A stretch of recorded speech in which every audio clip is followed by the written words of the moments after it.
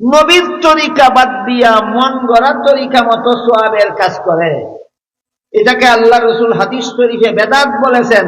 এই বেদাতীদেরকেও হাদিসে আল্লাহ রসুল দাজ্জাল বলেছেন। হাদিসের ভাষায় দাজ্জাল কত প্রকার। খোদা হওয়ার মিথ্যা দাবিদার 1 নম্বরের দাজ্জাল, নবী হওয়ার মিথ্যা দাবিদার 2 নম্বরের দাজ্জাল, আর মন গড়া পদ্ধতিতে সোয়াবের কাজ করা, ইবাদত বন্দেগী করা, যেটাকে হাদিস শরীফে রাসূল বেদাত বলেছেন। এই বেদাত যারা করে এদেরকে হাদিস শরীফে রাসূল 3য় প্রকার দাজ্জাল বলে উল্লেখ করেছে। 3য় প্রকার দাজ্জাল সম্বলিত একটা হাদিস সহিহ মুসলিম শরীফে উল্লেখ আছে। সেই হাদিসে রাসূল বলেন, সায়াকুনু ফি আখিরিজ জামানি দাজ্জালুনা কাজ্জাবুনা ইয়াতুনাকুম বিআহাদিস লাম তাসমাউ আনতুম ওয়ালা আবাউকুম ইয়াকুম ওয়া ইয়াহুম লা ইউযিল্লুনাকুম ওয়ালা ইফতিনুন। হাদিসের মর্মার্থ হলো আখিরি জামানায় মিথ্যাবাদী দাজ্জালের দল বের হবে। আখিরি জামানায় মিথ্যাবাদী দাজ্জাল, একটা দাজ্জাল বের হবে, রাসূল বলেছেন, দাজ্জালের দল।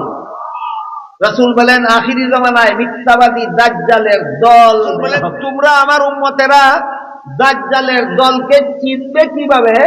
দাজ্জালের দলকে চিনার সহজ ব্যবস্থা হইল শরীয়তের দলিল দ্বারা প্রমাণিত আমল করে না, মন গড়া যুক্তি দিয়া সোয়াবের নামে আমল করে।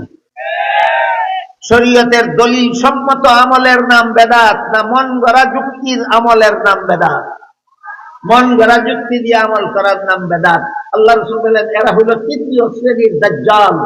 এই দাজ্জালদের ব্যাপারে রাসূল তার উম্মতকে চিরস্থায়ীভাবে সতর্ক করে দিয়ে বলেন, ইয়্যাকুম ওয়া ইয়্যাহুম, সাবধান, এই বেদাতীদেরকে তোমাদের কাছে আসতে দিও না, তোমরাও বেদাতীদের কাছে যেও না। বেদাতীদেরকে তোমাদের কাছে আসতে দিও না, তোমরাও বেদাতীদের কাছে যেও না। কেন? রাসূল বলেন তাদেরকে যদি তোমাদের কাছে আসতে দাও অথবা তোমরা যদি তাদের কাছে যাও, তাহলে তারা তোমাদেরকেও এই 3য় শ্রেণীর দাজ্জালের অন্তর্ভুক্ত করে জান্নাতের পথ হারা করে জাহান্নামের পথে নিয়ে যাবে।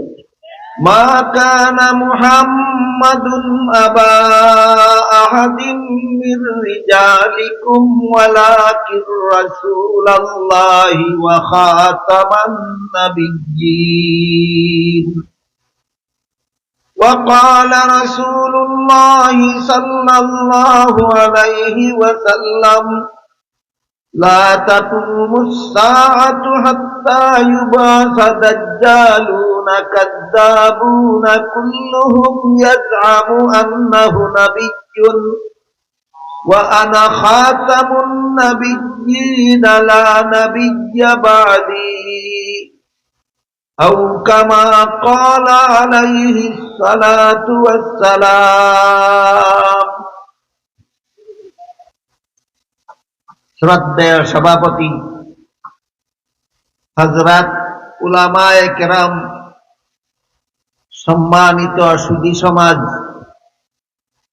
দূর দূরান্ত থেকে আগত সর্বস্তরের মুসলমান ভাইয়েরা আমার, পবিত্র কোরআনের সূরা আহজাবের 40 নম্বর আয়াতের প্রথমাংশ আমি আপনাদের সামনে তিলাওয়াত করব এবং এর ব্যাখ্যা স্বরূপ রাসূল করিম সাল্লাল্লাহু আলাইহি ওয়াসাল্লামের একটি হাদিস তিলাওয়াত করেছি। তিলাওয়াতকৃত আয়াতাংশে আল্লাহ বলেন, মা কানা মুহাম্মাদুন আবা আহাদিম মির রিজালিকুম। এর অর্থ হলো মুহাম্মদ সাল্লাল্লাহু আলাইহি ওয়াসাল্লাম তোমাদের কোন যুবকের পিতা নন। এখানে 2টা প্রশ্ন। একটা হলো যুবকের বললেন কেন, আর একটা হলো পিতা নন বললেন। কারণ আমাদের নবীকে আল্লাহ কয়েকজন মেয়ে সন্তানের সাথে সাথে কয়েকজন ছেলে সন্তান দান করেছেন। মেয়েগণ বয়স্ক হয়েছেন, বিয়ে শাদী হয়েছে, তাদের আওলাদ আমাদের নবীর মেয়েগণের মাধ্যমে এই নবীর আওলাদ দুনিয়াতে আছেন কিয়ামত পর্যন্ত। কিন্তু আমাদের নবীকে আল্লাহ যে কয়েকজন ছেলে সন্তান দান করেছিলেন তারা সকলেই শিশুকালে ইন্তেকাল করে। সুতরাং আল্লাহ যদি বলতেন মুহাম্মদ সাল্লাল্লাহু আলাইহি ওয়াসাল্লাম তোমাদের কারো পিতা নন, তাহলে প্রশ্ন দাঁড়াইতো এই কয়েকজন শিশুর পিতা ছিলেন, পিতা নন কিভাবে? এই জন্য আল্লাহ পাক রব্বুল আলামিন তোমাদের কারো পিতা নন না বলে বলেছেন তোমাদের কোন যুবকের পিতা নন। এবার বলুন তো, আমাদের নবীর ছেলেগণ যৌবনকালে ইন্তেকাল করেছিলেন না শিশুকালে? তাহলে তিনি যুবকদের পিতা না শিশুদের পিতা? হ্যাঁ, শিশুদের পিতা।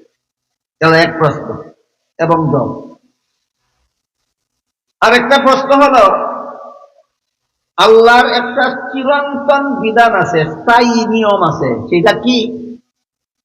সেটা হলো সমস্ত নবী রাসূলগণকেই আল্লাহ আপন আপন উম্মতের রুহানি পিতা সাব্যস্ত করে দিয়েছে। এমন কোন নবী নাই যিনি নিজের উম্মতের রুহানি পিতা না। সমস্ত নবী আপন আপন উম্মতের রুহানি পিতা। হযরত নূহ আলাইহিস সালাম নিজের উম্মতের রুহানি পিতা, হযরত ইব্রাহিম আলাইহিস সালাম নিজের উম্মতের রুহানি পিতা, আধ্যাত্মিক পিতা, হযরত মূসা আলাইহিস সালাম নিজের উম্মতের রুহানি পিতা, হযরত ঈসা আলাইহিস সালাম নিজের উম্মতের রুহানি পিতা, মুহাম্মদুর রাসূলুল্লাহ সাল্লাল্লাহু আলাইহি ওয়াসাল্লাম সেই ধারাবাহিকতায় নিজের উম্মতের রুহানি পিতা। তাহলে আল্লাহ যে বললেন তোমাদের পিতা নন, পিতা না হলে নবী হবেন কিভাবে? আর নবী হইলে পিতা হবেন না কিভাবে? এই আর একটা প্রশ্ন। এই প্রশ্নের জবাব বোঝার জন্য আমাদের মনে রাখতে হবে পিতা দুই রকমের হয়। এক রকমের পিতা হলো বংশগত পিতা, আরেক রকমের পিতা হলো আধ্যাত্মিক পিতা, রুহানি পিতা। যে পিতার শরীরের অংশ দ্বারা সন্তানের শরীর গঠন হয়, এমন পিতাকে বংশগত পিতা বলা হয়। আর যার পবিত্র আত্মার পরশে অপরের আত্মা পবিত্র হয়, তাকে আধ্যাত্মিক পিতা বলা হয়। তাহলে পিতা একরকম না দুই রকম? বলেন তো, বংশগত পিতা কাকে বলে? যে পিতার শরীরের অংশ দ্বারা সন্তানের শরীর গঠন। ইনি কেমন পিতা? বংশগত পিতা।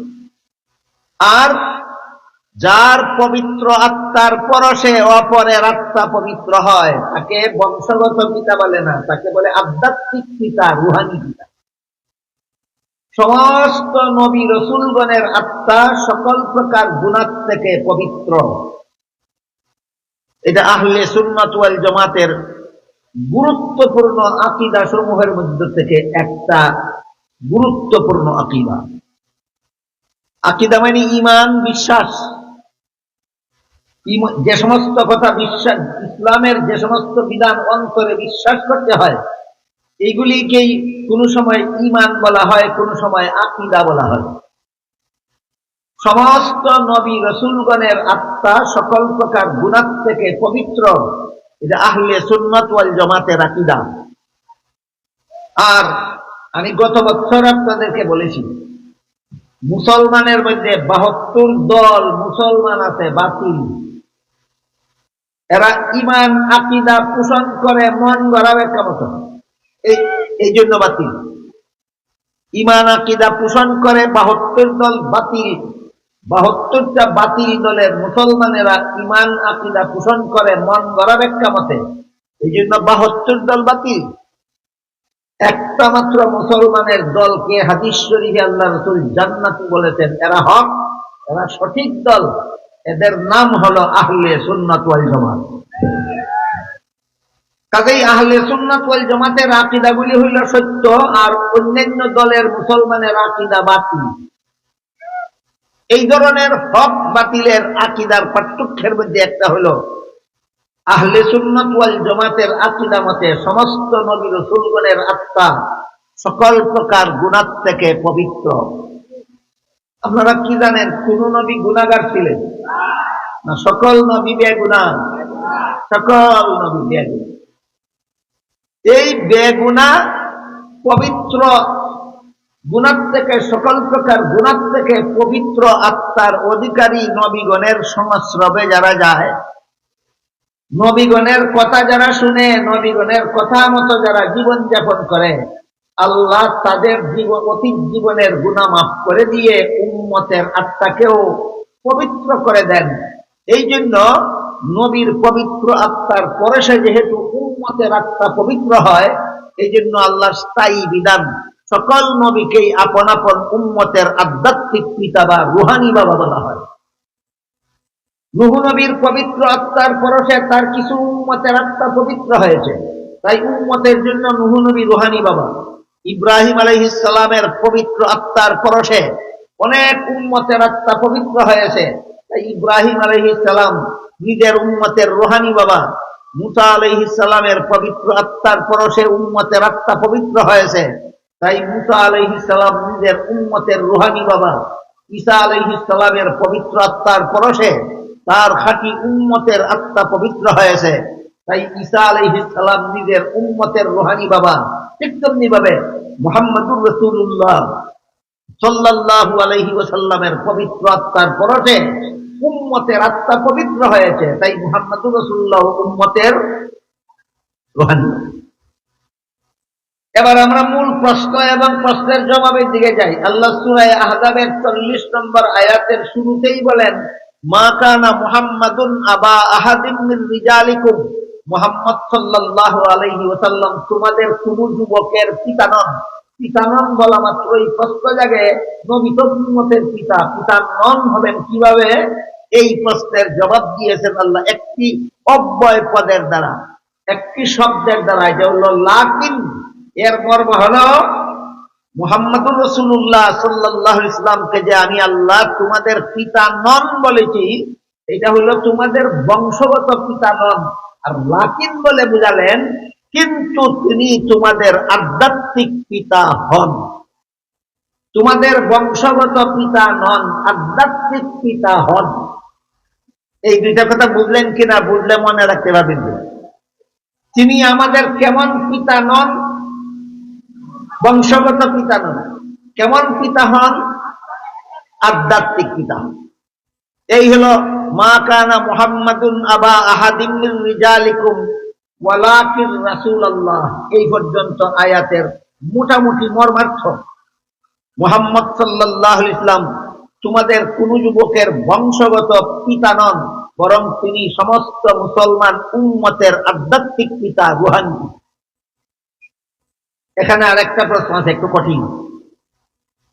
এই কঠিন প্রশ্নগুলির জবাব সচরাচর আমাদের সমাজে এই সাধারণ সভায় আলোচনা হয় না। আর না হওয়ার কারণে আমার ধারণা এখনো সাধারণ মুসলমানেরা আহলে সুন্নাত ওয়াল জামাত কিভাবে একজন মুসলমান হয় এখনো পরিষ্কার ভাবে বুঝেন। এই কঠিন কথাগুলি আলোচনা না হওয়ার কারণে কেমনে একজন মুসলমান আহলে সুন্নাত ওয়াল জামাত হয় আর কেমনে একজন মুসলমান আহলে সুন্নাত ওয়াল জামাত থেকে বাদ করে যায়, এই কথাটা এখনো বোঝার যথেষ্ট পরিমাণ বাকি আছে। তাই যতই কঠিন হোক আমি সাধ্য মতো আপনাদেরকে বোঝাবার চেষ্টা করব ইনশাআল্লাহ। আপনারা খুব মনোযোগে শোনার এবং বোঝার চেষ্টা করবেন। সেটা হলো এতক্ষণের আলোচনায় কি বুঝলেন? শুধু মুহাম্মদুর রাসূলুল্লাহ নিজের উম্মতের রুহানি পিতা? সকল নবী নিজের উম্মতের রুহানি পিতা। নূহ আলাইহিস সালাম নিজের উম্মতের রুহানি পিতা, ইব্রাহিম আলাইহিস সালাম নিজের উম্মতের রুহানি পিতা, মুসা আলাইহিস সালাম নিজের উম্মতের রুহানি পিতা, ঈসা আলাইহিস সালাম নিজের উম্মতের রুহানি পিতা, মুহাম্মদুর রাসূলুল্লাহ সাল্লাল্লাহু আলাইহি ওয়াসাল্লাম নিজের উম্মতের রুহানি। এবার গভীর মনোযোগে শুনবেন এবং সঠিক জবাব বুঝলে জবাব দিবেন, না বুঝলে জবাব দিবেন না। আমি জবাব দেব। একবার কইলে যদি না বুঝেন 2 বার বলবো, 2 বার কইলে যদি না বুঝেন 5 বার বলবো, 5 বার বললে যদি না বুঝেন 10 বার বলবো। তারপরে বোঝা দরকার। কথাটা হলো রুহানি বাবা কি? উম্মতের রুহানি বাবা কি আমাদের নবীর একা? আমাদের নবী একা না সকল নবী? এমত অবস্থায় আমাদের নবীকে নিজের উম্মতের রুহানি বাবা বলার দ্বারা আমাদের নবীর কোনো আলাদা মর্যাদা সাব্যস্ত হয় না, যেহেতু এই মর্যাদা সকল নবীরই আছে। বুঝতে পারলেন কি? তাহলে এখন বলতে পারবেন, এই যে সূরা আহজাবের 40 নম্বর আয়াতের প্রথমাংশে আল্লাহ সাব্যস্ত করে দিলেন আমাদের নবী আল্লাহর রাসূল হওয়ার কারণে তিনি উম্মতের রুহানি বাবা, এটা কি আমাদের নবীর আলাদা মর্যাদা না সকল নবীর মর্যাদা? কিন্তু আহলে সুন্নাত ওয়াল জামাতের আরেকটা জরুরি আকীদা আছে, বিশ্বাস আছে, সেটা হইল আল্লাহ আমাদের নবীকে অন্যান্য নবীর সমান মর্যাদা নয়, সকল নবীর উপর শ্রেষ্ঠ মর্যাদা দান করেছেন। এটা আহলে সুন্নাত ওয়াল জামাতের আকীদা।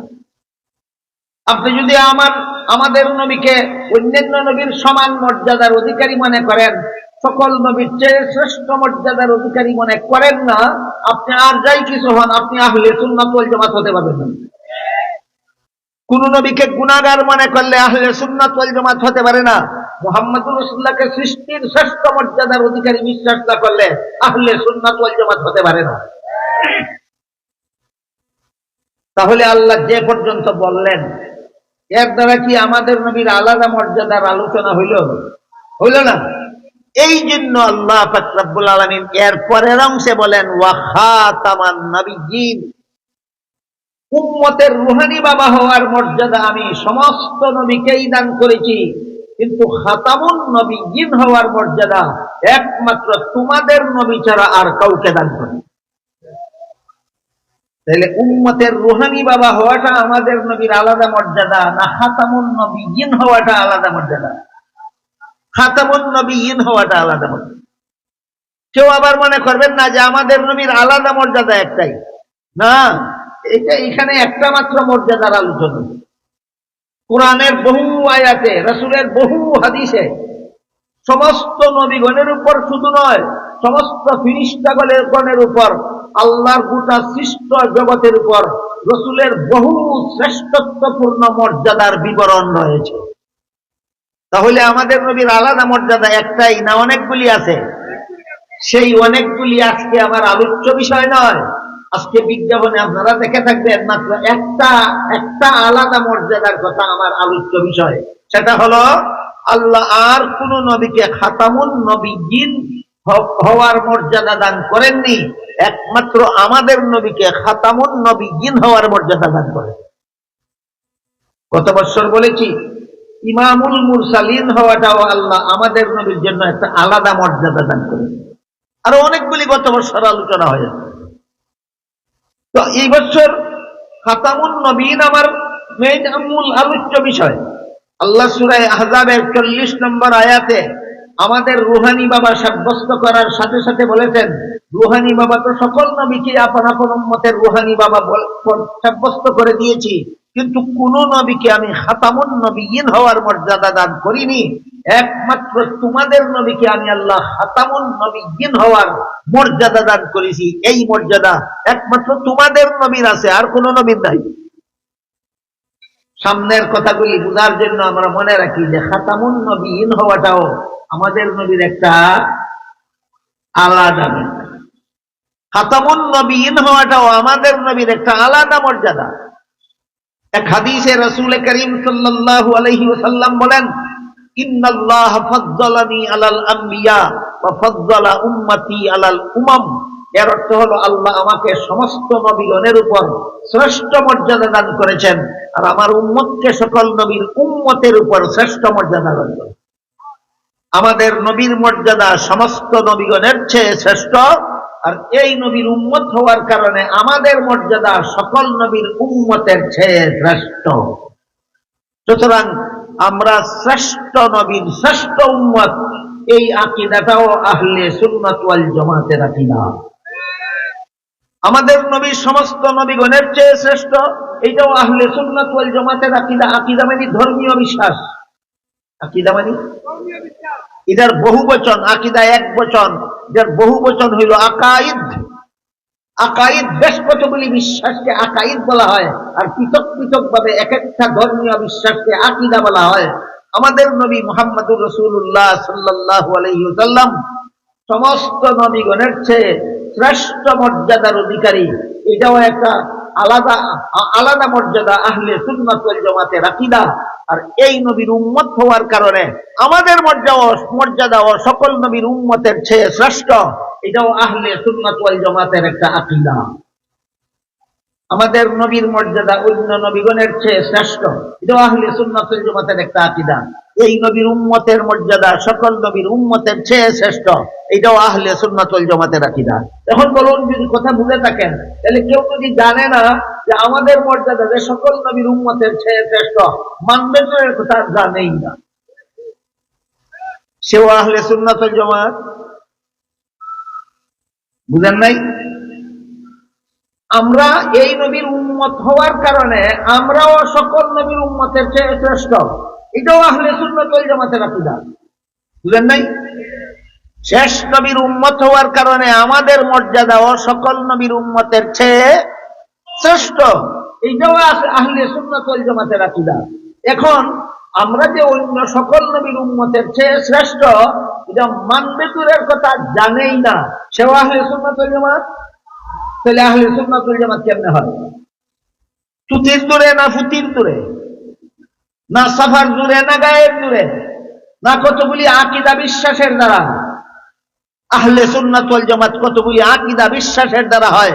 তুতির দূরে আহলে সুন্নাত ওয়াল জামাত হয় না, পুতির দূরে আহলে সুন্নাত ওয়াল জামাত হয় না, গায়ের দূরে আহলে সুন্নাত ওয়াল জামাত হয় না, চাপার দূরে আহলে সুন্নাত ওয়াল জামাত হয় না। কতগুলি বৈশিষ্ট্যপূর্ণ আকীদার দ্বারা মুসলমান আহলে সুন্নাত ওয়াল জামাত হয়। যেহেতু হাদিস শরীফে রাসূল বলেছেন, আমাকে আল্লাহ সমস্ত নবীগণের উপর শ্রেষ্ঠ মর্যাদা দিয়েছেন, তাই এটাও আহলে সুন্নাত ওয়াল জামাতের একটা আকীদা। আর যেহেতু বলেছেন আমার উম্মতকেও আল্লাহ সকল নবীর উম্মতের উপর শ্রেষ্ঠ মর্যাদা দিয়েছেন, সুতরাং সেইটাও আহলে সুন্নাত ওয়াল জামাতের একটা আকীদা। কাজেই আমাদের নবীকে যেহেতু আল্লাহ অন্যান্য সকল নবীর উপর শ্রেষ্ঠ মর্যাদা দিয়েছেন, সূরা আহজাবের 40 নম্বর আয়াতে শ্রেষ্ঠত্বের যত কারণ আছে, যত কারণে আল্লাহ আমাদের নবীকে অন্য নবীর উপর শ্রেষ্ঠ মর্যাদা দিয়েছেন, এর একটা কারণ উল্লেখ করেছেন আহজাবের 40 নম্বর আয়াতে, সেটা হলো খাতামুন নবিয়্যিন হওয়া। আমাদের নবীর আলাদা মর্যাদা সকল নবী রাসূলগণের উপর। খাতামুন নবিয়্যিন হওয়াটা কোন কোন নবীর মর্যাদা? একমাত্র আমাদের নবীর। তাই এবার বুঝার দরকার খাতামুন নবিয়্যিন অর্থ কি। কোরআনে আল্লাহ আমাদের নবীকে খাতামুন নবিয়্যিন উপাধি দিয়েছেন, যে উপাধি শব্দটাই ব্যবহার করে দিয়ে তখন, কিন্তু বুঝতে হবে আমাদের এই খাতামুন নবিয়্যিনের অর্থটা কি। এর অর্থ বর্ণনা করে হাদিস শরীফে রাসূল করিম সাল্লাল্লাহু আলাইহি সাল্লাম বলেন, লা তাকুমুস সাআতু হাত্তা ইউবআসা দাজ্জালুনা কাযযাবুনা কুল্লুহুম ইয়াজআমু আন্নাহু নাবিয়্যুন ওয়া আনা খাতামুন নাবিয়্যিন লা নাবিয়্যা বাদি। এর অর্থ হলো, আমার পরবর্তী কেউ যদি নবী হওয়ার দাবি করে, আমি দুনিয়াতে শুভাগমন করার পরে যারা দুনিয়াতে আসবে, এদের কেউ যদি নবী হওয়ার দাবি করে, তাহলে সে হবে মিথ্যাবাদী দাজ্জাল। আমাদের নবীর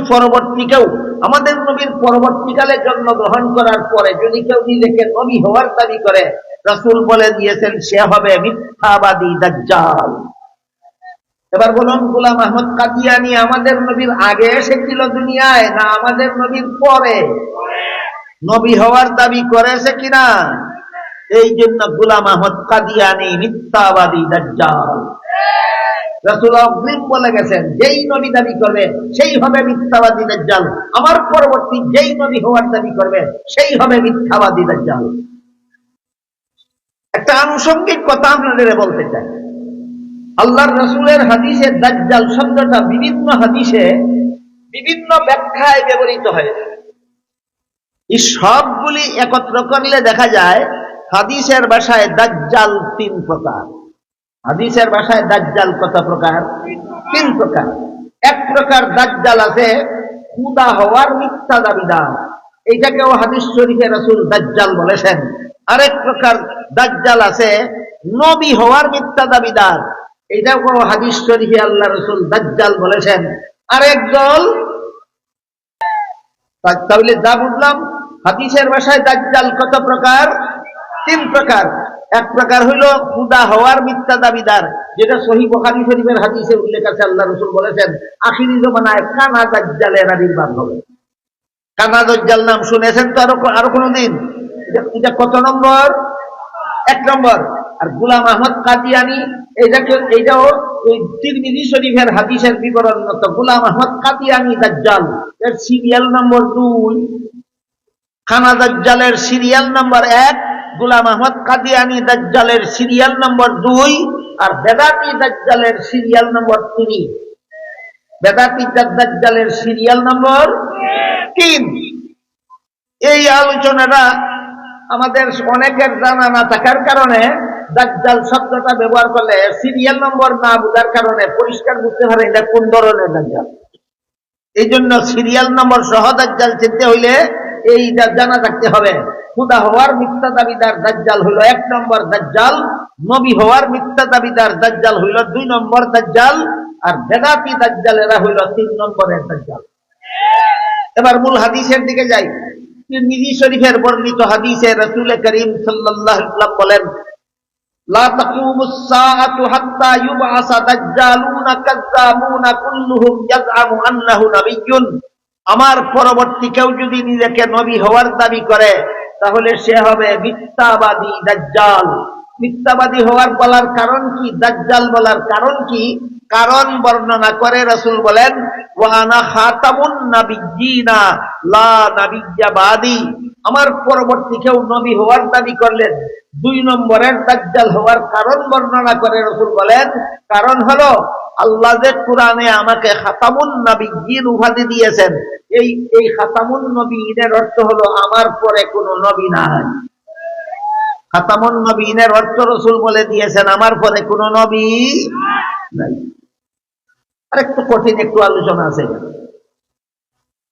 আলোচনা একটার পর একটা একটু কঠিন হয়, আর যত কঠিন তত জরুরি। বলেন কঠিন হওয়ার ভয়ে কি জরুরি কথা বলা এবং শোনা বাদ দিব? হ্যাঁ, তাহলে একটু রেডি হইয়া বসেন, একটু মানসিক ভাবে তৈরি হইয়া বসেন।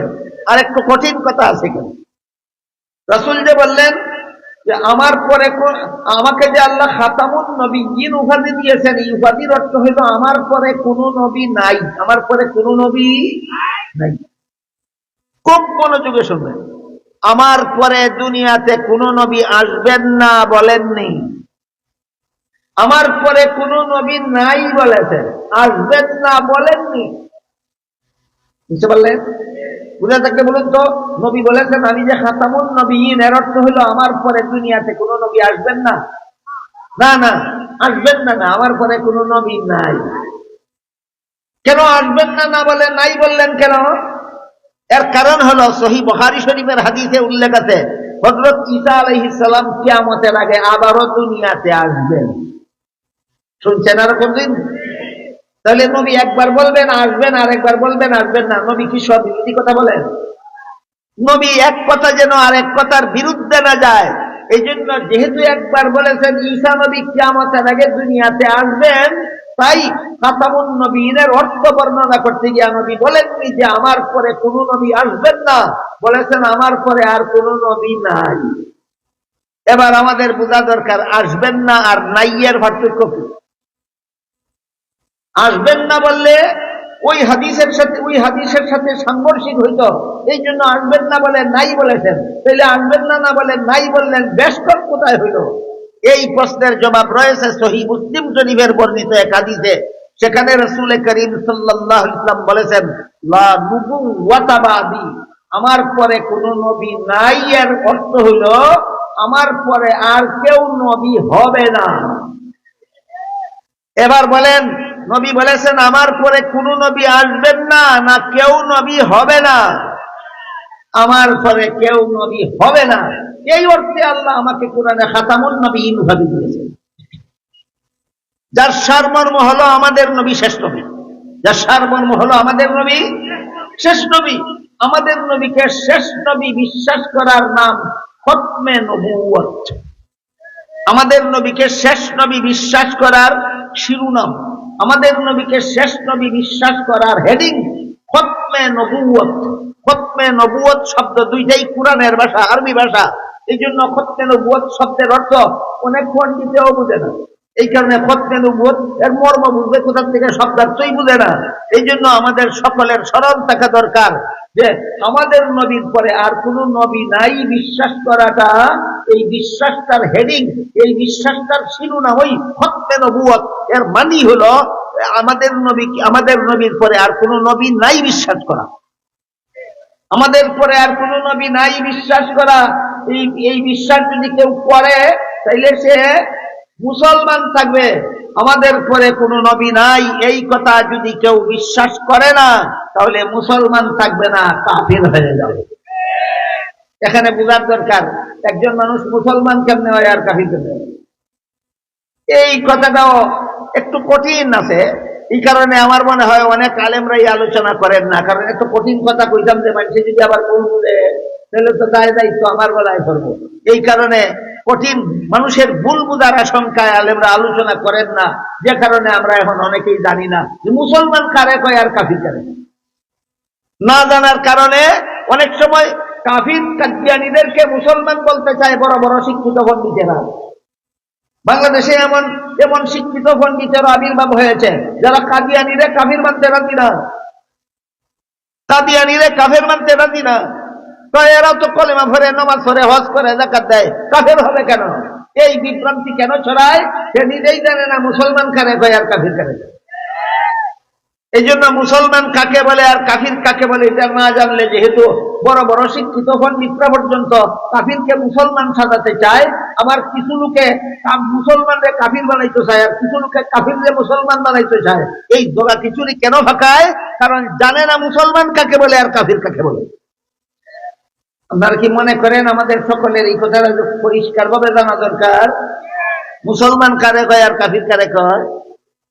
অনেক লম্বা ডেফিনেশন আছে কিতাবে, আহলে সুন্নাত ওয়াল জামাতের আকীদার কিতাবে অনেক লম্বা সংজ্ঞা আছে মুসলমান কারে কয় আর কাফির কারে কয়। কিন্তু এই লম্বা কথা বললে আপনাদের বুঝতে অনেক কঠিন হয়ে যাবে, হয়রানিতে পড়ে যাবেন, পেরেশানিতে পড়ে যাবেন। এই জন্য আমি এত সহজ এবং সংক্ষিপ্ত ভাবে মুসলমান কারে কয় আর কাফির কারে কয় বলতে চাই। একবার শুনলে বুঝলে ইনশাআল্লাহ জীবনে আর কোনোদিন ভুলবেন না। একবার শুনলে বুঝলে জীবনে আর কোনোদিন ভুলবেন না মুসলমান কাকে বলে আর কাফির কাকে বলে। কোরআনের এক আয়াতে আল্লাহ বলেন, আমানার রাসূলু বিমা উনজিলা ইলাইহি মির রাব্বিহি ওয়াল মুমিনুন। এর অর্থ হলো আল্লাহর পক্ষ থেকে রাসূলের কাছে যেই কুরআন নাযিল করা হয়েছে, আল্লাহর পক্ষ থেকে রাসূলের কাছে যেই কুরআন নাযিল করা হয়েছে, এই কুরআন রাসূল নিজেও বিশ্বাস করেন, সমস্ত মুমিনেরাও বিশ্বাস করে। পরিষ্কার হয়ে গেল কুরআন বিশ্বাস করার নাম ঈমান। যে কুরআন বিশ্বাস করে সে মুমিন, যে কুরআনের কোন একটা কথা বিশ্বাস করে না সে কাফের। ক্লিয়ার হয়েছে নি? দেখি আমি পরীক্ষা করব। এক কথায় বলেন তো মুসলমান কারে কয়? তাইলে আমি বুঝাইতে পারছি। আমার বড় আনন্দ লাগছে আপনারা বলতে পারছেন, মানে আমি আশ্বস্ত হলাম যে আমি বুঝাইতে পারছি যে কুরআন বিশ্বাস করে সে মুসলমান। কুরআনের কোন একটা কথা যদি কেউ বিশ্বাস করে না সে কাফের।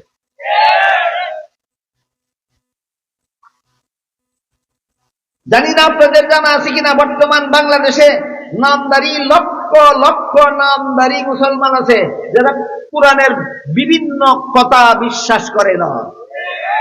কুরআনের বিভিন্ন কথা বিশ্বাস করে না। এতক্ষণের কথা যারা শুনেছেন বুঝেছেন বলুন, কুরআনের কোন একটা কথা বিশ্বাস না করলে কি হয়? কাফির হয়। কুরআনের কোন একটা কথাকে অযৌক্তিক মনে করলে ও কাফির হয়। কুরআনের এই কথাটা যুক্তিসম্মত নয়, ভাবলেই কাফির। কেউ যদি মনে মনে ভাবে যে কুরআনের অমুক কথাটা যুক্তিসম্মত নয়, আল্লাহর তমুক কথাটা যুক্তিসম্মত নয়, ভাবলেই কাফির। এমন একটা কাফিরের উদাহরণ দেব। আল্লাহ পাক রব্বুল আলামিন আদম আলাইহিস সালামকে সৃষ্টি করার পর সমস্ত ফেরেশতাদের হুকুম দিলেন সিজদা দিয়ে সম্মান করো। সব ফেরেশতারা সাথে সাথে সিজদা দিয়ে সম্মান করে। ইবলিসকে যখন বললেন সেজদা দিয়ে সম্মান কর, তখন কয় খালাকতানি মিন নারিন ওয়া খালাকতাহু মিন তিন। আদম বানাইছো মাটি দিয়া, তার মানে মাটির মধ্যে অন্ধকার থাকে। ইবলিস বানাইছো আগুন দিয়া, আগুনের মধ্যে আলো থাকে। অন্ধকারের চেয়ে আলো ভালো, তাই মাটির তৈরি আদমের চেয়ে আগুনের তৈরি ইবলিস শ্রেষ্ঠ। শ্রেষ্ঠ হয়ে নিকৃষ্টকে সম্মান করা যুক্তি সম্মত নয়।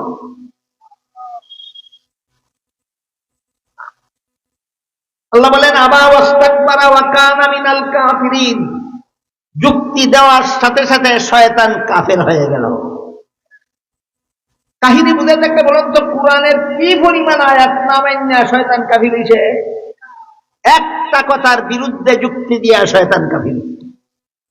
আল্লাহর একটা কথার বিরুদ্ধে যুক্তি দিয়া যদি শয়তান কাফির হইল, আমাদের সমাজের যে সমস্ত নামদারি মুসলমানেরা কোরআনের বহু আয়াতের বিরুদ্ধে যুক্তি দেয়, এরা কেমনে মুসলমান থাকে নতুন ভাবে চিন্তা ভাবনা করে দেখা দরকার।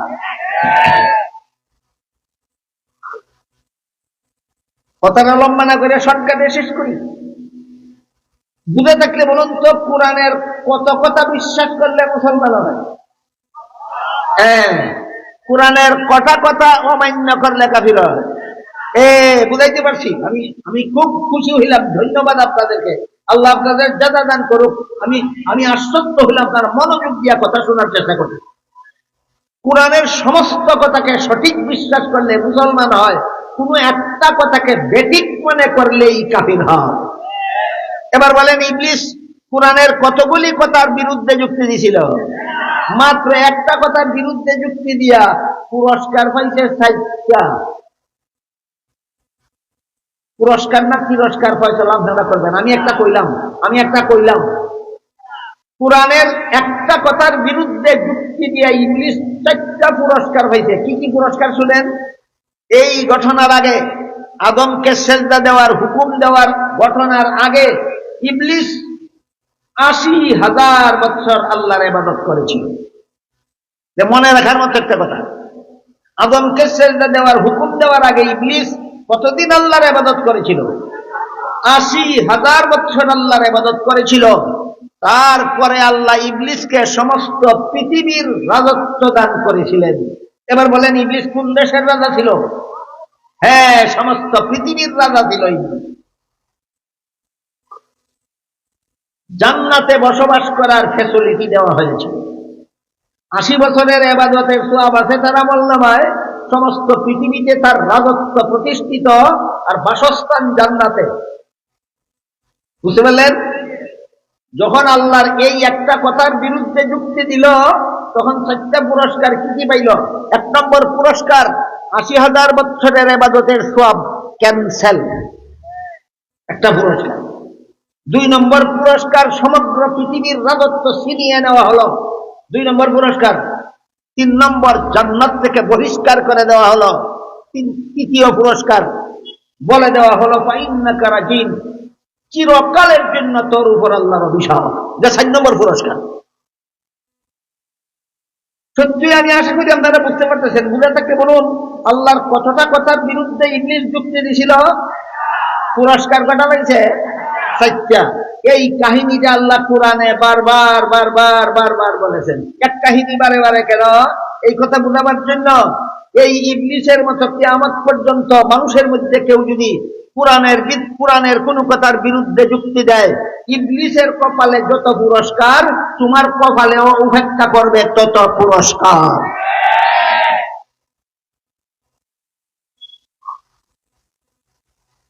এবার কথাটা ফুটাইয়া ফেলি। এতক্ষণে কি বুঝলেন? কোরআনের কত কথা বিশ্বাস করার নাম ঈমান। কত কথা অমান্য করলে কাফির হয়? একটা কথা অমান্য করলেই কাফির। এবার বলুন, সূরা আহজাবের ৪০ নম্বর আয়াতে আল্লাহ আপনাদের নবীকে শেষ নবী বলে ঘোষণা দিয়েছেন কিনা? যে কোরআনের সব কথার একটা কথা, কোরআনের সব কথার এক কথা। এবার বলেন, গোলাম আহমদ কাদিয়ানী কোরআনের এই কথাটা কি মানছিল? এর যত চেলা চামুন্ডা দুনিয়াতে রেখে গেছে, এরা কি এই একটা কথা মানে? কোরআনের একটা মাত্র কথা, না গোলাম আহমদ কাদিয়ানি মানছে, না কাদিয়ানি ধর্মের কোন লোকে মানে। সুতরাং কোরআনের সূরা আহজাবের 40 নম্বর আয়াতে আল্লাহ যেই কথা বলেছেন, এই কথাটা না মানার কারণে কাদিয়ানি এবং কাদিয়ানিদের অনুসারীরা কাফের কাফের কাফের।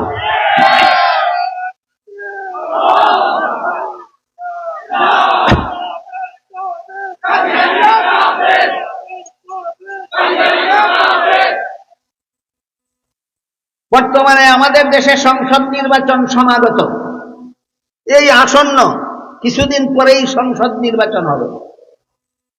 এই নির্বাচনে যত দল যত ব্যক্তি প্রার্থী আছেন তাদের অনেকেই অতীতেও নির্বাচনের মাধ্যমে গদিতে গিয়েছিলেন কিনা গিয়েছিলেন। তাদের কাছে দাবি জানানো হয়েছিল কাদিয়ানীদেরকে সরকারিভাবে অমুসলিম রাষ্ট্রীয়ভাবে অমুসলিম ঘোষণা করা হোক। তাদের কানে দিয়া ঢুকানি গেছে না, বদিতে ছিল, অতীতে বদিতে ছিল। এই বাংলাদেশের স্বাধীনতার 54 না 55 বৎসরের ইতিহাসে যারা যত ব্যক্তি বাংলাদেশের গদিতে গেছিল, যত দল বাংলাদেশের গদিতে গেছিল, তাদের সবাইকেই আলেমগণ দাবি জানিয়েছিলেন কাদিয়ানীদেরকে অমুসলিম ঘোষণা করো, অমুসলিম ঘোষণা করো, রাষ্ট্রীয়ভাবে অমুসলিম ঘোষণা করো। কানে তুলা দিয়া গদিতে বসে রয়েছে, শুনে না। এরা যদি আবারও আপনাদের কাছে উৎসাহ গদিত যাওয়ার জন্য, তাইলে কাদিয়ানীরে রাষ্ট্রীয়ভাবে অমুসলিম ঘোষণা করব। একবার করছে না, এখন করব। তাইলে আমাদের সমাজে একটা প্রচলিত প্রবাদ আছে, কয় সোনা রূপা তুলে বারবার মানুষ তুলে, একবার তুলে মানে উদন করে। তুলনা উর্দু শব্দ থেকে এই তুলে শব্দ গঠিত। সোনা রূপা তুলে বারবার মানুষ তুলে একবার। সোনা রূপা বারে বারে উদন করে, বেশ কমই লোকে না দেখতো। মানুষ বারে বারে উদন করার লাগে না, একবার লঙ্কা ফাটাইলে পরে যে রাক্ষস হয়, 100 বার ফাটাইলে 100 বার রাক্ষস হইব।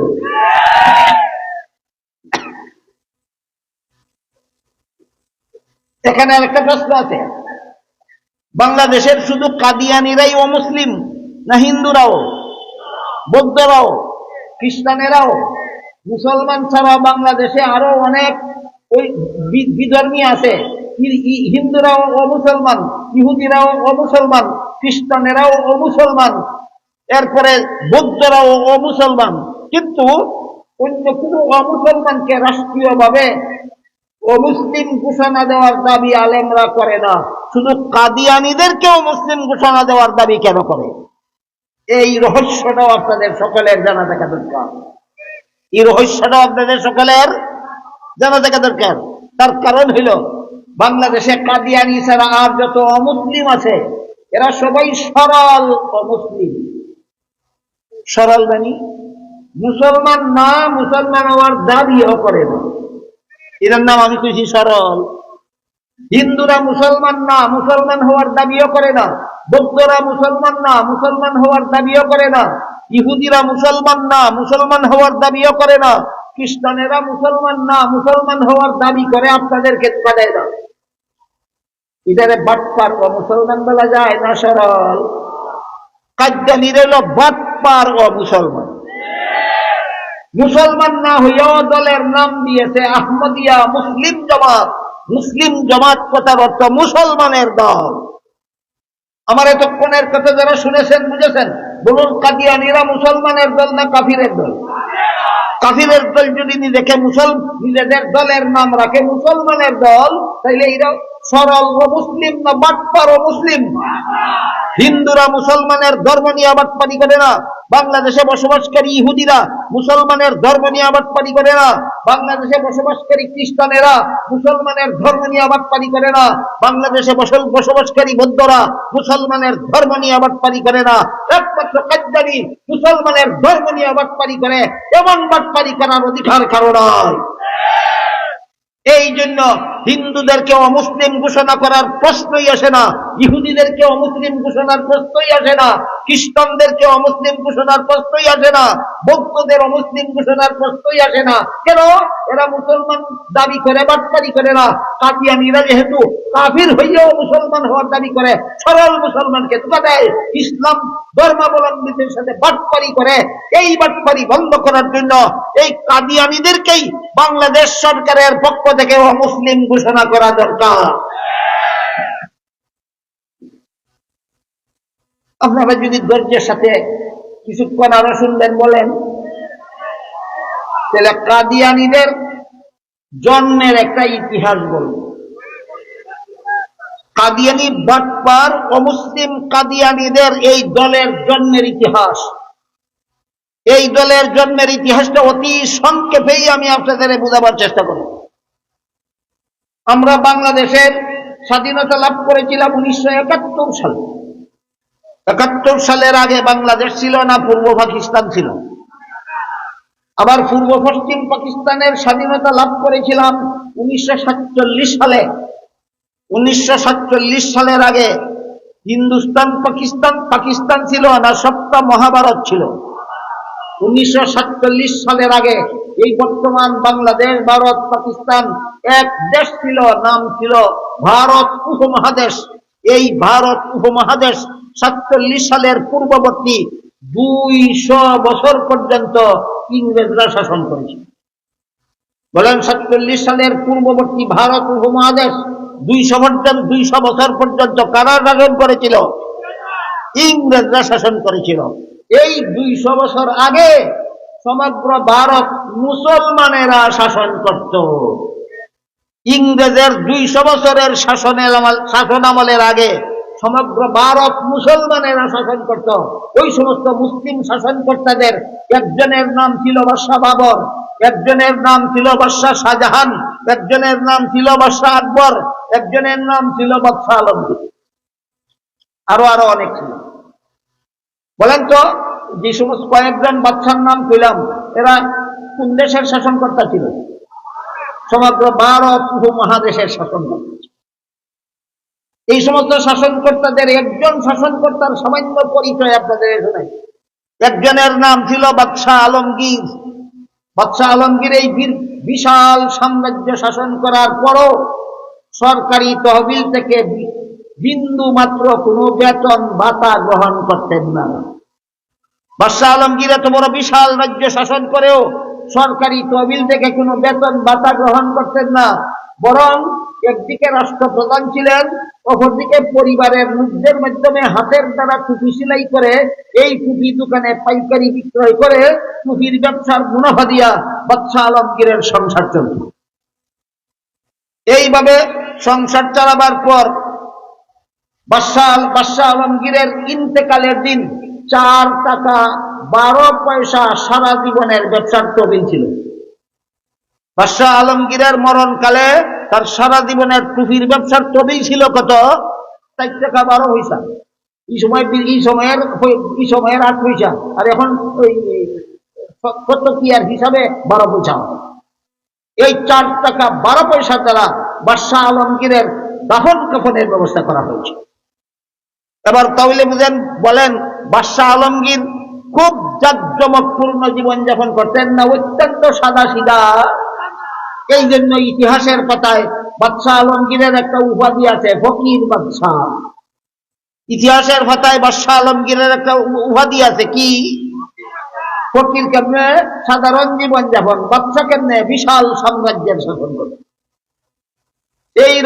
এই বাদশাহ আলমগীর তার যুগের শ্রেষ্ঠ মুফতিগণের সহযোগিতায় একটা ফতোয়ার কিতাব লিখেছিলেন।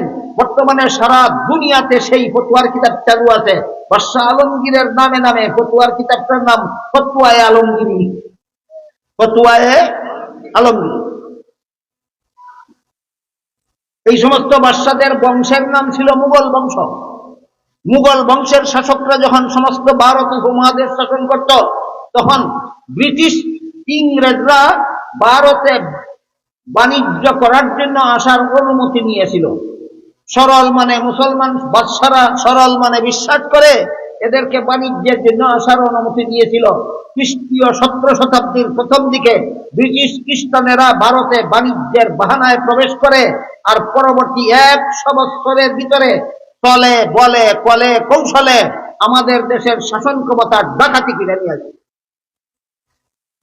100 বছরে আমাদের দেশে আসছিল বাণিজ্যের কথা কইয়া, আর 100 বছরের চক্রান্তের মাধ্যমে সারা ভারত উপমহাদেশের শাসন ক্ষমতা জুড়ে দখল করে নিয়ে যায়। এমত অবস্থায় ভারত উপমহাদেশে তখন যিনি সবচেয়ে বড় আলেম ছিলেন তার নাম ছিল শাহ আব্দুল আজিজ। শাহ আব্দুল আজিজ একটা ঐতিহাসিক বিপ্লবী ফতোয়া প্রদান করেছিলেন, এই ডাকাতদের হাত থেকে দেশের স্বাধীনতা উদ্ধার করার জন্য মুক্তিযুদ্ধ করা সমস্ত মুসলমানদের জন্য ফরজ। শাহ আব্দুল আজিজের ফতোয়ায় তখন সমস্ত ভারত উপমহাদেশে 10 কোটি মুসলমান ছিল, 30 কোটি অমুসলমান ছিল, সর্বমোট 40 কোটি লোক সংখ্যা ছিল। আমি যে জমানার কথা বলতেছি সেই জমানায় সমগ্র ভারত উপমহাদেশের লোক সংখ্যা কি পরিমাণ ছিল? 40 কোটি। এর মধ্যে মুসলমান ছিল 10 কোটি আর অমুসলমান ছিল 30 কোটি। এর মধ্যে সিংহভাগ হিন্দু আর বাকি সামান্য অন্যান্য ধর্ম।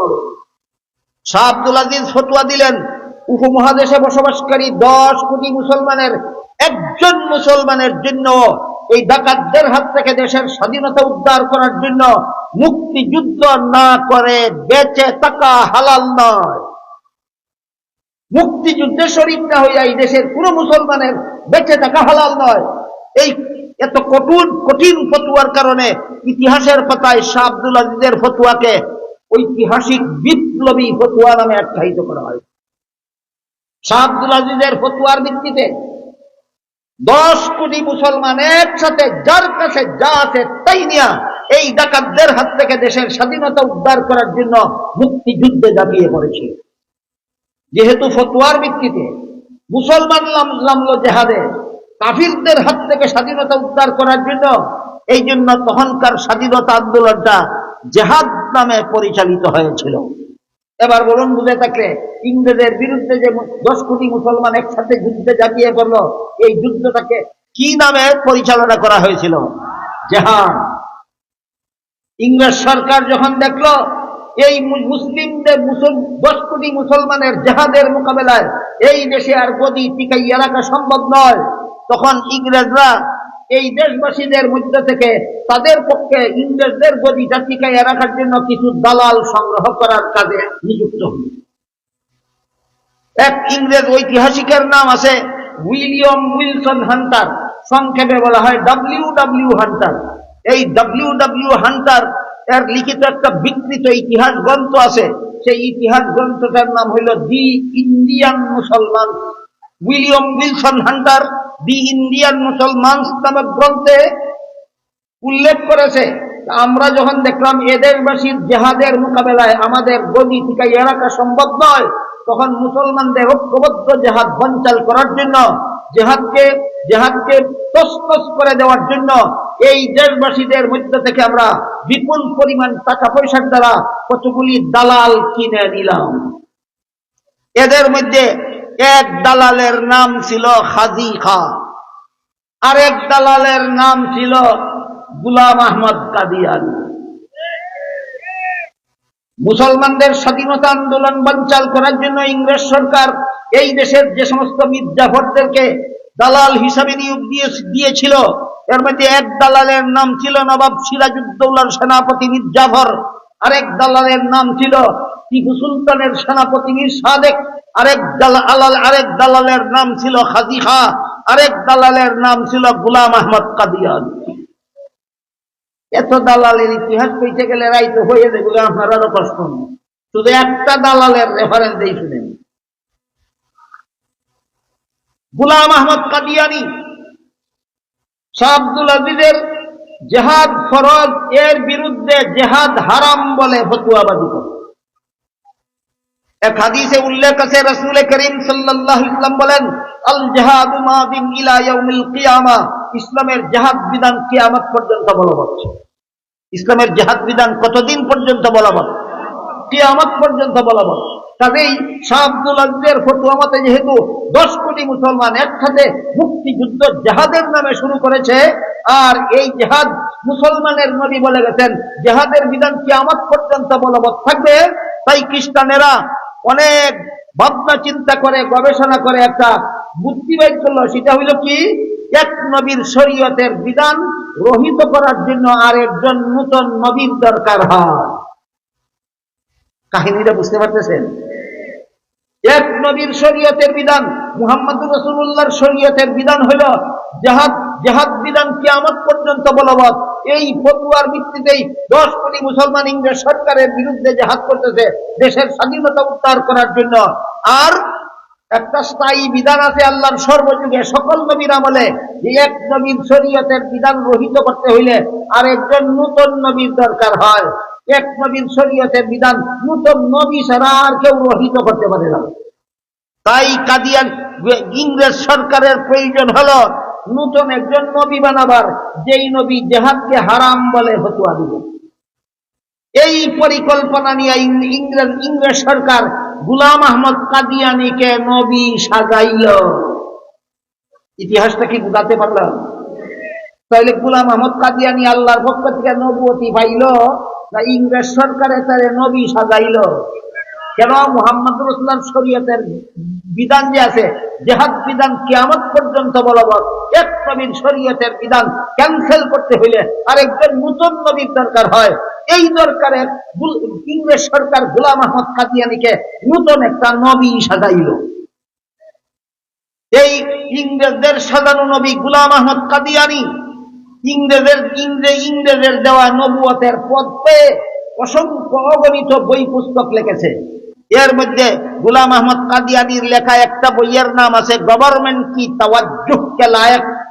এই বইয়ের মধ্যে গোলাম আহমদ কাদিয়ানী শাহ আব্দুল আজিজের ফতোয়ার বিরুদ্ধে, মনে আছে ঐতিহাসিক বিপ্লবী ফতোয়া, শাহ আব্দুল আজিজের ঐতিহাসিক বিপ্লবী ফতোয়ার বিরুদ্ধে একটা পাল্টা ফতোয়াবাজি করলো। শাহ আব্দুল আজিজ দিয়েছিলেন ফতোয়া আর গোলাম আহমদ কাদিয়ানী করলো ফতোয়াবাজি। এখানে আমাদের বুঝতে হবে ফতোয়া কোনটা আর ফতোয়াবাজি কোনটা। আল্লাহর নির্ভুল বিধান বলে দেওয়ার নাম ফতোয়া, আল্লাহর নির্ভুল বিধান বলে দেওয়ার নাম, আল্লাহর বিধান নিয়ে তামাশা করার নাম ফতোয়াবাজি। এই দুই শব্দের পার্থক্য না বুঝে আজকাল অনেকে ফতোয়াকেও ফতোয়াবাজি বলে দেয় আর ফতোয়াবাজির বিরুদ্ধেও কিছু বলে দেয়। এই জন্য আমাদের সকলের মনে রাখতে হবে যে ফতোয়া বলে আল্লাহর সঠিক বিধান বর্ণনা করার নাম ফতোয়া, আর আল্লাহর বিধান নিয়ে তামসা করার নাম ফতোয়াবাজি। এবার বলেন, শাহ আব্দুল আজিজ ফতোয়াবাজি করেছিলেন না বিপ্লবী ফতোয়া দিয়েছিলেন? এর বিরুদ্ধে গোলাম আহমদ এই ফতোয়ারে নিয়ে তামসা বানাইল, ইংরেজে বানাইল নবী, আর হে ফতোয়া দিল গভর্নমেন্ট কি তাওয়াজ্জুহ কে লায়েক নামক বই লেখে। ওই বইয়ে ফতোয়াবাজি করলো ইসলামের জেহাদ বিধান আজকের থেকে রহিত, আজকের থেকে ইসলামে আর কোন জেহাদ নাই। জেহাদ হইল রক্তক্ষয়ী ঘটনা, আর জেহাদ মুক্ত সমাজ হইল শান্তির সমাজ। এই গোলাম আহমদ কাদিয়ানী ইংরেজের দালাল। এই দালালেরই যুক্তি বাংলাদেশে বর্তমানে অনেক বড় বড় জ্ঞানপাপী বুদ্ধিজীবীরাও দিয়া থাকে। জেহাদ হইল রক্তপাতের কাম, আর জেহাদ মুক্ত সমাজ হইল শান্তির সমাজ। এদের গাড়ে কত বড় শয়তান কুয়ার, এটা বোঝার জন্য আমি আপনাদেরকে একটা উদাহরণ দিই। দেশে যে হাসপাতালগুলি প্রতিষ্ঠা করা হয়, রোগীকে হত্যা করার জন্য না চিকিৎসার জন্য? চিকিৎসার জন্য দেশে হাসপাতাল প্রতিষ্ঠা করা হয়, রোগী যেন সুস্থ হয়ে বাঁচতে পারে, এই উদ্দেশ্যে হাসপাতাল প্রতিষ্ঠা করা হয়। কিন্তু হাসপাতালে যদি কোনো রোগীর ক্যান্সার ধরা পড়ে, আর যদি পরীক্ষা নিরীক্ষার দ্বারা সাব্যস্ত হয় যে তোমার যে অঙ্গটা ক্যান্সারে আক্রান্ত, ওই অঙ্গটা অপারেশন করে কেটে ফেলে দিলে শরীরের বাকি অঙ্গ রক্ষা করা যাবে, আর ক্যান্সারে আক্রান্ত অঙ্গটা যদি কেটে ফেলে দেওয়া না যায়, সমস্ত শরীরে ক্যান্সার ছড়িয়ে পড়বে, তোমার মরণ ছাড়া কোনো গতি নাই। এমত অবস্থায় ডাক্তার সিদ্ধান্ত দিল তোমার অপারেশন করতে হবে। এই সময় যদি কোনো পণ্ডিতের ঘরের পণ্ডিতে কয় অপারেশন হইল রক্তপাতের ব্যাপার, আর রক্তপাত ছাড়া চিকিৎসা করা হইল শান্তি প্রতিষ্ঠার ব্যাপার, এ যেই রকমের শয়তান দাজ্জাল, ঠিক তেমনি ভাবে সমাজের সন্ত্রাস হইল মানব সমাজের ক্যান্সার। এই ক্যান্সারকে অপারেশন করার নাম ইসলামের জেহাদ বিধান। কাজেই যারা জেহাদকে রক্তপাতের সাথে তুলনা করে শান্তিপূর্ণ সমাজ, জেহাদ মুক্ত সমাজ হওয়া চাই যারা বলে, এরা ওই গোলাম আহমদ কাদিয়ানীর প্রেতাত্মা ছাড়া আর কিছু নয়।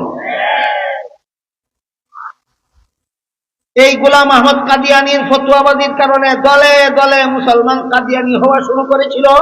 বর্তমানে অনেক কাদিয়ানী বাংলাদেশে আছে, অনেক কাদিয়ানী ভারতে আছে, পাকিস্তানে আছে। এদের হেড অফিস হইল লন্ডন। কাদিয়ানীদের হেড অফিস হইল লন্ডন। কাদিয়ানী এক বইয়ে লিখেছে, মক্কা মদিনায় আমার নিরাপদ স্থান নাই, ইংরেজদের দেশে আমার নিরাপদ আশ্রয়স্থল আছে। কি মনে করেন দালাল কিনা? পরিষ্কার হয়ে গেল। মীর জাফর যেমন ইংরেজের দালাল ছিল, মীর সাদিক যেমন ইংরেজের দালাল ছিল, খাজি খা যেমন ইংরেজের দালাল ছিল, গোলাম আহমদ কাদিয়ানী ইংরেজের দালালি করে নবুয়ত পাইল। এবার আমি মূল কথার দিকে ফিরে যাই। আমি কি গোলাম আহমদ কাদিয়ানীর নবী দাবি করার ইতিহাসটা আপনাদের বোঝাতে পারলাম? মনে করেন এই ইতিহাস আমাদের জানা থাকা দরকার। এই জন্য ইতিহাসটা আপনাদের একটু কষ্ট দিয়া একটু লম্বা সময় নিয়ে ইতিহাসটাও বলে দিলাম। এই গোলাম আহমদ কাদিয়ানী গভর্নমেন্ট কি লায়ক নামক, গভর্নমেন্ট কি তাওয়াজ্জুহকে লায়ক নামক বই লিখে সেই বইয়ে ফতোয়াবাজি করলো, আজকের থেকে ইসলামের জেহাদ বিধান রহিত করে দেওয়া হলো, কিয়ামত পর্যন্ত মুসলমানের জন্য জেহাদ করা আর ফরজ নয়। বলেন এটা ফতোয়া না ফতোয়াবাজি? কার দালালি? ইংরেজের দালালি। মীর জাফর যেমন ভাবে, নবাব সিরাজউদ্দৌলার সেনাপতি মীর জাফর যেভাবে ইংরেজের দালাল ছিল, ঠিক তেমনি ভাবে পাঞ্জাবের গোলাম আহমদ কাদিয়ানী ইংরেজের দালাল ছিল।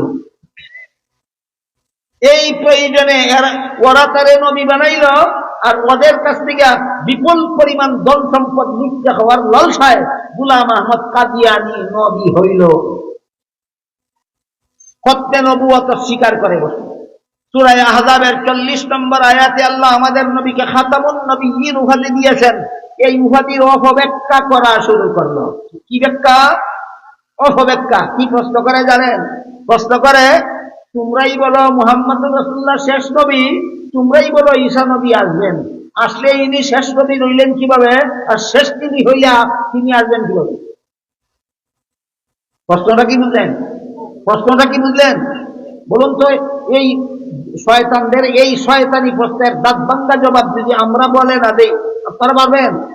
তাইলে এই বেঈমান কাফির কাদিয়ানীদের এই সাফাবাদীর মোকাবেলায় নিজেদের ঈমান হেফাজতের স্বার্থেই এই শয়তানি প্রশ্নের দাঁত ভাঙ্গা জবাব জানা দরকার। জবাবটা জানতে বুঝতে হইলে আর একটা কথা মনে থাকতে হবে, সেটা হইল আল্লাহ যে আমাদের নবীর সর্বশ্রেষ্ঠ মর্যাদা সম্বলিত উপাধি দিলেন খাতামুন নবিয়্যিন। এই উপাধির দ্বারা আমাদের নবীর মর্যাদা সকল নবীর উপর শ্রেষ্ঠ বলে আল্লাহ সাব্যস্ত করে দিলেন। এর আর নবী দিলেন খাতামুন নবিয়্যিনের অর্থ হইল শেষ নবী। শেষ নবী হইলে শ্রেষ্ঠ মর্যাদা কেমনে হয়? এটা তো বুঝে আসলো না। এই আর একটা প্রশ্ন। আল্লাহ আমাদের নবীকে সকল নবীর উপর শ্রেষ্ঠ মর্যাদা দেওয়ার জন্য খাতামুন নবিয়্যিন উপাধি দিয়েছেন। আর হাদিস শরীফে রাসূল বলেছেন খাতামুন নবিয়্যিন অর্থ শেষ নবী। শেষ নবী হওয়াটা শ্রেষ্ঠ নবী হওয়ার প্রমাণ কিভাবে হল? সুজা প্রশ্ন না, অনেক কঠিন, অনেক কঠিন। আমি আপনাদেরকে একটা উদাহরণের মাধ্যমে সহজ করে বুঝাবার চেষ্টা করি, শুনবেন?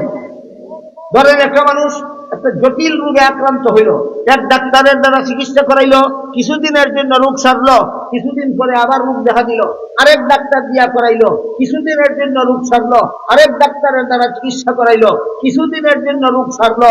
এইভাবে ডাক্তার পরিবর্তন করে চিকিৎসা করাইতে করাইতে করাইতে শেষ পর্যন্ত এমন এক ডাক্তারের দ্বারা চিকিৎসা করাইল যার চিকিৎসায় রোগ যে সারলো, জীবনে আর কোনোদিন ফিরল না। এবার বলেন, প্রথমে যারা চিকিৎসা করেছিলেন তারা শেষ ডাক্তার না শ্রেষ্ঠ ডাক্তার? জি না। প্রথমে যারা চিকিৎসা করেছেন তাদের চিকিৎসায় রোগী সুস্থ হইল স্থায়ীভাবে না অস্থায়ীভাবে? অস্থায়ীভাবে। প্রথম দিকের ডাক্তারগণের চিকিৎসার দ্বারা রোগী অস্থায়ীভাবে সুস্থ হয়, অস্থায়ীভাবে সুস্থ হয়, অস্থায়ীভাবে সুস্থ হয়। সর্বশেষে একজন ডাক্তারের চিকিৎসার দ্বারা রোগী যে সুস্থ হইল, জীবনে আর কোনোদিন রোগ ফিরল না। তাহলে যে ডাক্তারের চিকিৎসার পরে আরো ডাক্তারের দরকার বাকি থাকে, তিনি শেষ ডাক্তারও হতে পারেন না, শ্রেষ্ঠ ডাক্তারও হতে পারেন না। যে ডাক্তারের চিকিৎসার পরে দুনিয়ার আর কোন ডাক্তারের চিকিৎসার দরকার বাকি থাকে না, তিনি শেষ ডাক্তারও। ঠিক তেমনি ভাবে যে নবীর পরে দুনিয়ার মানুষের হেদায়েতের জন্য আরো নবীর দরকার বাকি থাকে, তিনি নবী হতে পারেন, শেষ নবীও না, শ্রেষ্ঠ নবীও না। যে নবীর আবির্ভাবের পরে কিয়ামত পর্যন্ত দুনিয়ার মানুষের হেদায়েতের জন্য নতুন কোন নবীর দরকার বাকি থাকে না, তিনি শেষ নবীও, শ্রেষ্ঠ নবীও।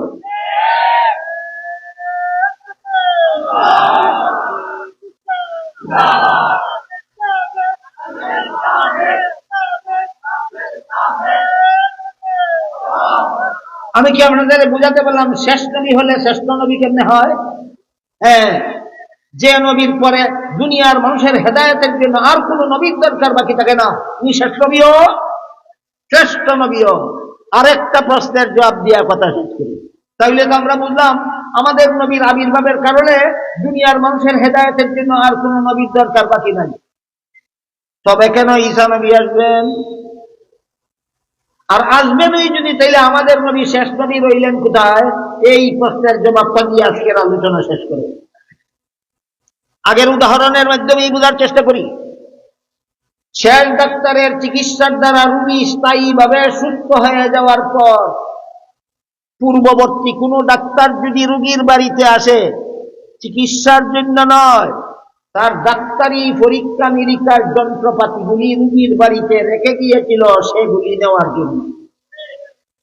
শেষ ডাক্তারের চিকিৎসার দ্বারা রোগী স্থায়ীভাবে সুস্থ হয়ে গেছে, কিন্তু এরপরও আগের একজন ডাক্তার, পূর্ববর্তী একজন ডাক্তার রোগীর বাড়ি আসলো চিকিৎসার জন্য না তার নিজের দরকারে?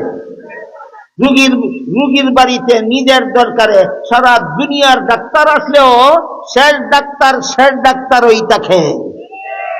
ঠিক তেমনি ভাবে ঈসা নবী কিয়ামতের আগে দুনিয়াতে আসবেন দুনিয়ার মানুষের হেদায়েতের জন্য নয়, কিয়ামত পর্যন্ত দুনিয়ার একদল মানুষ হেদায়েতের উপর অটল থাকার জন্য খতমে নবুয়ত যথেষ্ট, শেষ নবীর নবী হওয়া যথেষ্ট। তাহলে ঈসা নবী কেন আসবেন? ঈসা নবী আসবেন না আপনাদেরকে কলেমা পড়াবার জন্য। ঈসা নবী আসবেন দুনিয়াতে তার নিজস্ব একটা দরকার বাকি আছে, ওই দরকারটা পুরা করার। এবার শুনেন সেই দরকারটা কি। আল্লাহ কোরআনের এক আয়াতে বলেন, ইয ক্বালাল্লাহু ইয়া ঈসা ইন্নী মুতাওয়াফফীকা ওয়া রাফিউকা ইলাইয়া। হযরত ঈসা আলাইহিস সালাম একা একা ছিলেন একটা ঘরে। সেই ঘরের মধ্যে ঈসা আলাইহিস সালামকে হত্যা করার জন্য ইহুদিদের একদল সর্দার অস্ত্র শস্ত্র নিয়ে প্রবেশ করেছিল। আল্লাহ পাক রব্বুল আলামিন তাৎক্ষণিকভাবে শত্রুদের হামলা থেকে ঈসা নবীকে রক্ষা করার একটা ব্যবস্থা করলেন।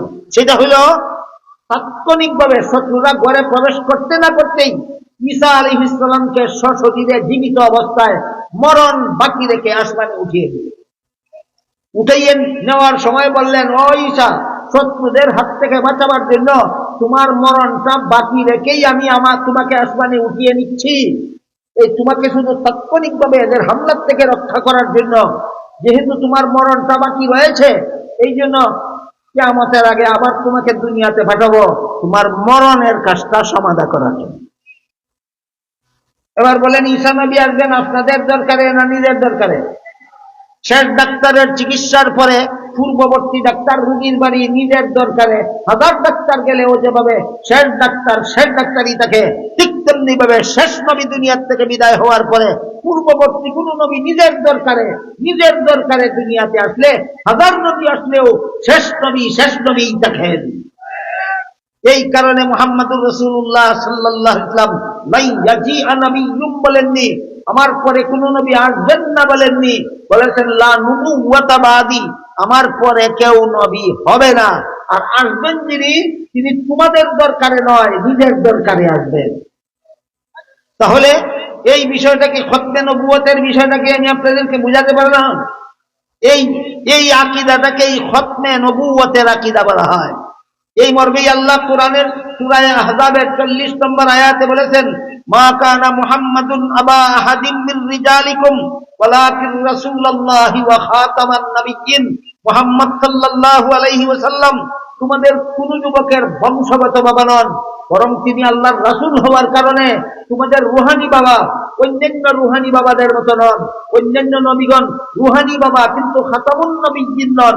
আমি আল্লাহ তোমাদের নবীকে খাতামুন নবিয়্যিন বানাইয়া সমস্ত নবী রাসূলগণের উপর শ্রেষ্ঠ মর্যাদা দান করেছি।